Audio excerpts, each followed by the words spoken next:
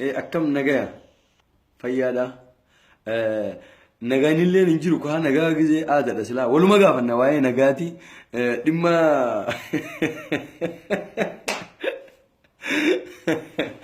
yaason garee maafiyaa jechuu fi akka baharuu tumsa ajjeesanitti na ajjeesanii kanneen warra paawarii biizinasatti amanuu nama dhagaanii ani jaarsummaan gorsaatiin ture na anillee na ajjeesuuf deemanii akkasumatti yaalii ajjechaa yeroo sadiin irratti gaggeessanii gara biraatiin namoonni tokko dhufee na qabee tokko harka na micciiree tokko limmeen na diree limmee marsiitiin na diree kaarratti gubee qoqqifadhee hospitaala na geessanii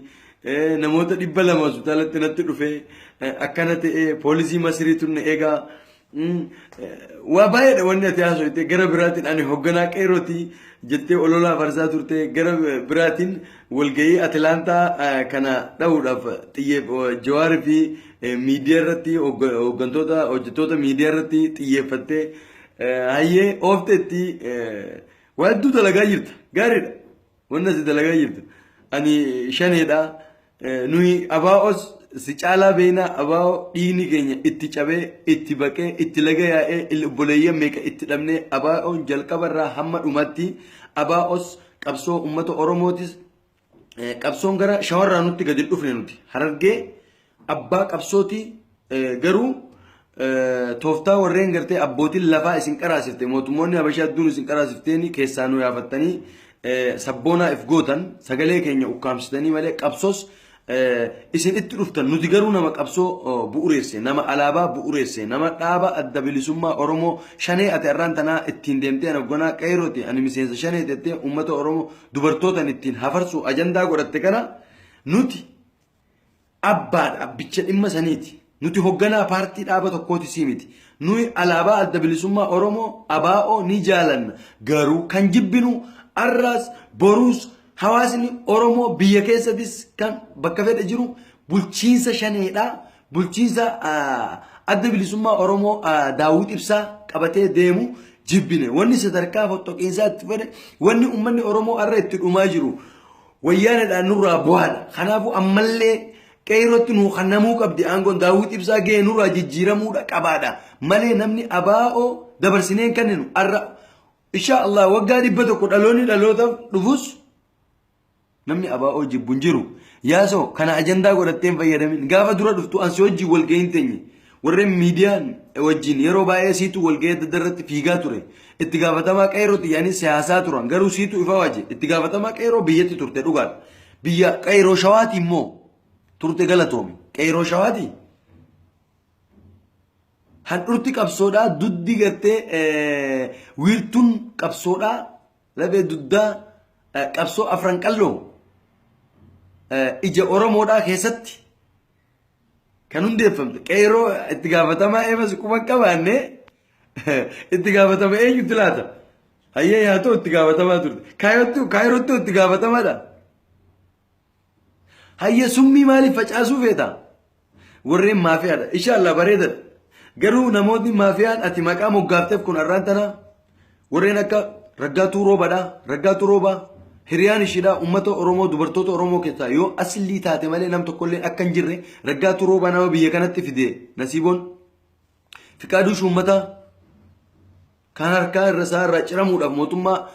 gabroonfataa abbaa irreetiin wayyaanetiin kan akka gammada waariyoo Dr. Jibril faa ijoollee baay'ee manatti xiqqeessee jiraachisaa jira nasiiboon nama fayyisaa furii wallistoota hedduu gargaaraa ture kan irratti maqaa moggaafteef kun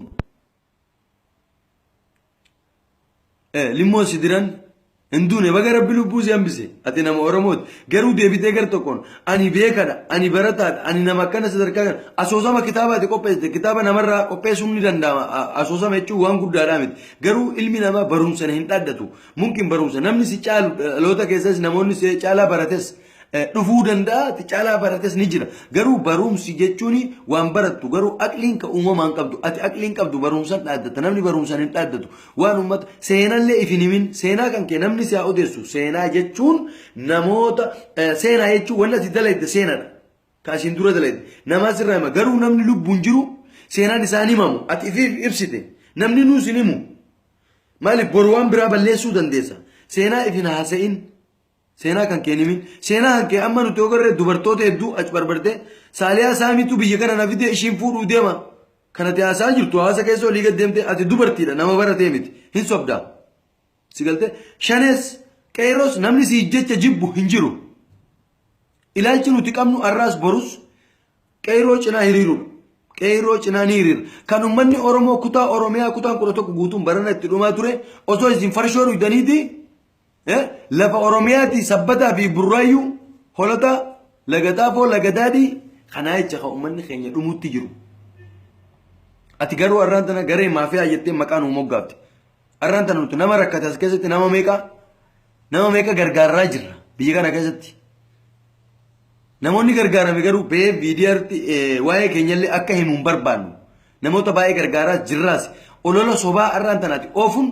nun hooggantu fakkeenyaaf namni fakkeenyaaf ati dhuftee fakkeenyaaf ati maastarra qabdaa ati doktoraa ati maaree miidiyaas dura taansi maaliif aangoon isiniif kennamte warra shawaatiif kennamte ati warra shawaatii nama barate barsiisaa yuunivarsiitii turtee as dhuftee miidiyaas siif hooggana. ميدياس دمينا خنا أستي وين في الردبر ميديا واي أباو دبر سوق أبا ماري مالتو أبا أتلفتي أقوم أتكتي بات جافر فاجا زرت واميك لايت شو أكنا ما برتت تسونتا نمني برتة سمونا ما جيجيرو سمو تاني اللي جيجيرو دندوك أبدا ترتة سلاتي قروا الناس تدلي ده لمو نادر انجته سوابي والجاي أتلانتا فالس سوراف ولا لا جما دلقا زوجته قروا بجوارنا ولا إمبرنا نيبر جوارنا تو ماري كبا ماري مالته خنفاها سويتا هجدو نودي جوارس كجالنو كانت جلاير روان براتي فيمتي وما نو غديتي متي نوسم بيخ قروا هجي ست أمنا صبتي أكرمت كندا كيسة ديمته دوبرتو تا هرر كيرا بر كمانا تاي كت مانا جلا مانا كيسة ولا تاي دورة تاي غما يا زو بام نجيا كتي بويو ورين بارو كمزا أجهزة نللي أجهزة ديما لما قرتي ولقى في هرر كي دين ولتو أرسي في هرر كي ولقى دين ولتو تان هرر كي في ولقى ولتو قوده شوافي ولقى هرر كي ولتو دينا قرورا في ياد قرو إيسر رأكتي ديمتو أبولي زغير ما ترونا تو هان كيسي ونجرا تكو خان أكاسي تهبطو خانا إني برا أمو ummanni kun diyara tokkorra lamar sadirra na ajjeesuudhaaf maaree jechaa tura yaalii godhaa tura dhugaa dubbachuudhaaf ati hurrebuus waaqayyo jaarsa qabsaa hurrebuus jaarsa raggaatu roobatiin koree caa jijjiiruu irratti wajjin mahaasaa turte yeroo baay'ee jalaa gara garteeti aangoo si harka fuudhu wal harkaa fuutan agarran ati maaliif kijibdaa siin jee ati nu wajjin deemteeti koree jijjiirrennee akka hawaasa oromootti nama bakka bu'u fillennee walgahii bu'aa bahii dheeraa hojii deemnee akkamitti dheetti aangoo fuutan sanirratti hurrebuusii walitti buutan namni yeroo sadii yaalee jecha asirra godhas hin jiru ni kijibda hin kijibin dhugaa walitti ummanni oromoodhaa dhugaa tana bara warreen gartee sobdanii haala mijjeessitanii xaasoon jettan sun dheeradha nama dheeradha aqliin qabu isaa barra dheeradha gowwaadha bosona gaafa bosona baaletti qabsoo ture maaree ture achirraa ittuma jirra namni hundi qabsoo ittuma jira qabsoo bakka jiru teetu hidhame mumkin ati waa hattee hidhamuu dandeessa qabsoo irratti hidhamuu dandeessa seenaa kan kee namni si haayimu ifin himina waa'ee keessanii hin haaseenaa seenaa harargeedhaa waggaa baay'ee awwaalaa turtan nasiibon nama harargeerraa ta'u durataa miidiyaa ta'u boordii miidiyaa irra durataa asitti ta'u nasiibon ummata harargee fayyadaan jiru waan tokko wanni inni godhaa jirullee hin jirtu akka ilaalcha sammuu keessatti bisinasa guddaan akka achirraa argamu isinitti fakkaata garuu nasiibon arraan tana kisha sirraa baasee godhaa jira si galte nuti ni dalaganna ni hojjetanna hin hinaafina haala yeroo biyya dhayne mumkin biyya Ameerikaa dhaynus dafnee haala biyya sanii wal fakkaanna Austraaliyaa biyya Arabaa dhaynus haala qilleensanii fudhanna harargummaan uumamaan dafnee namaa wajji walii galuu dandeettii qabna malee birriin takka mootummaa Jawaar irraa nutti dhufu hin jiru Jawaar dhimma isaati boordii itti gaafa hoogganaan boordiiti akkasittis hin fudhatin hin dogongorin kun dogongora guddaa keessa jirta kanaafuu warreen adda bilisummaa oromootiif dhaamsin dhaamummoo dheengadda amma guyyaa dheengaddaa achi aantu jechuudha saatabaa'oodha wanta biree jira kaambii hawaashirraa osoo deemaa jiru gara dirree kaambii chaayinatti waraanni adda bilisummaa oromoo waraana wayyaanee irratti tarkaanfii fudhateen oraala irratti tarkaanfii fudhateen namoota 13 ajjeese namoota 40 maal godhee meeshaa waraanaa saamee jira bakki ta'e itti naannoo tun hawaash jechuun ani ayyadaa kiyyaa waa'ee keessa jirti jaartiin abbaa kiyyaa ani dhalataa naannoo sanii jechuudha harargee lixatti dhaladhe ayat obboleettiin achi keessaa qaba obboleessan qaba ilmaan eessumatoo ilmaan adaadotaatiin qaba achi keessaa obboleeyyan qaba. Bordodde immoo biyya dhaloota kootiti bordodde aanaa mi'eessoo biyya barana bordodde asabooti fi mi'eessoo biyya katti dhumaa turte gizee ayyandaa san hoggaas bilbilee gaafadhu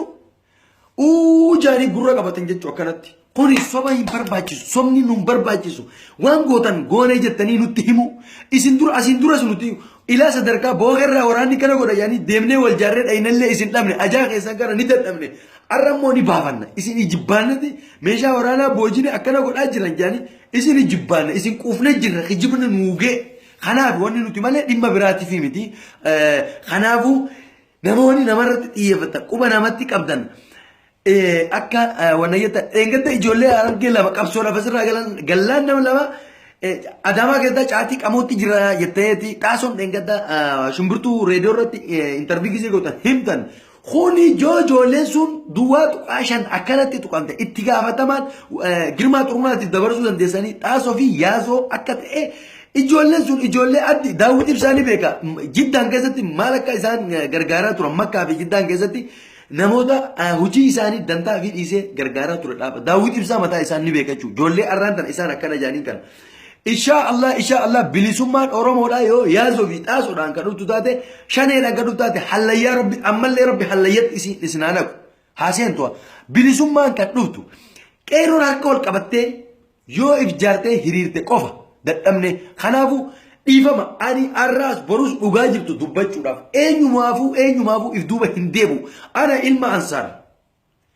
sa'a barbaaddanitti kaayiroo keessa jira na dubbisa namni na feetan jechuudha. Kanaafuu gara biraatiin miseensi shaneedha arraan tana namoota hubannaa siyaasaa hin qabne hubannaa maalummaa saba hadoottii sabaa hin qabne miseensa baay'ina nama waliin dha'uudhaaf ummata ulaagaalee miseensummaadhaa ta'uudhaan namoota hin guunne as keessatti miseensa dhaabaa jedhee ummata Oromoodhaa akkatti waliin dha'uudhaaf hafarsaa jira. Anarra oppiidiyoo miti oppiidiyoon na gaafachuu dandeessa namni kun nama akkamii ture aanaa gubbaa qorichaa aanaa mi'eessoo aanaa habiroo keessatti na gaafachuu dandeessa nama akkaan ture. Ammoo sabboonaa ifin goonu ifin himnu nuti waa'ee keenyaaf hin himnu sabboonummaa uumamarraa qabna dhiiga keessa nu jirti damee dhiiga kana keessa nu jirti bileed guruupi siistamii abaa'oo bileed guruupi siistam kajuu santu nu keessa jira uumamaan maaliif abbaa dhaabicha kanaa nu waan ta'eef jecha nuti kanaafuu bulchiinsa hin feenu dhiifamaa giseen haasa'ugaa uumamaa namni kun walirra wannaa jaa galatooma jabaadhaa ulfaadhaa.